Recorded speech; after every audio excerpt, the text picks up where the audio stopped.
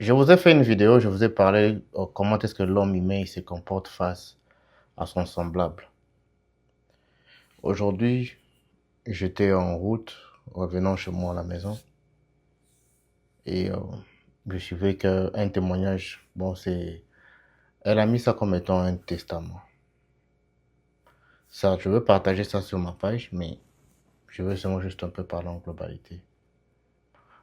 La réalité de la vie, c'est quoi? C'est que j'ai vu ça chez beaucoup de gens, mais chez plus le chrétien, surtout africain. Ils parlent de la vie après la mort, aller vivre au ciel, mais ils ont peur de la mort. Beaucoup de chrétiens, arrivés au stage où la mort est à sa porte, ils crient. Je me pose la question pourquoi. Mais j'ai eu une réponse, c'est qu'ils ne sont pas préparés.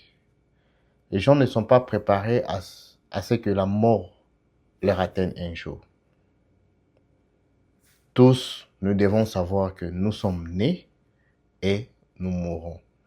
Je ne refuse pas cette thèse que les chrétiens ont, qu'ils seront enlevés. Je ne refuse pas ça.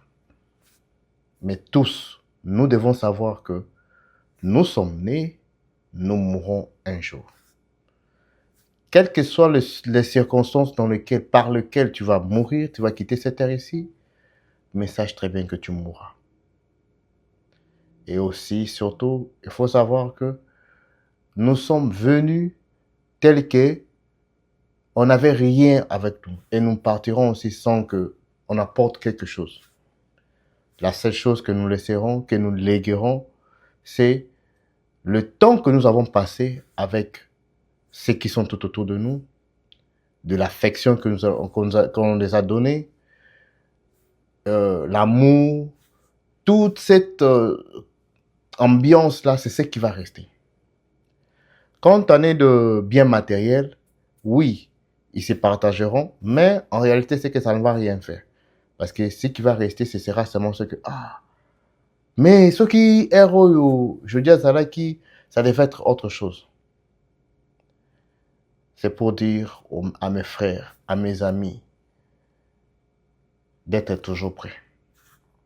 On ne connaît pas quand, on ne connaît pas à quelle heure, mais d'être toujours seulement prêt que la mort peut venir à n'importe quand et de n'importe quelle manière. Et n'appelez pas le sorcier derrière ça.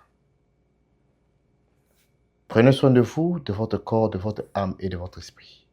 Que personne ne puisse vous intimider.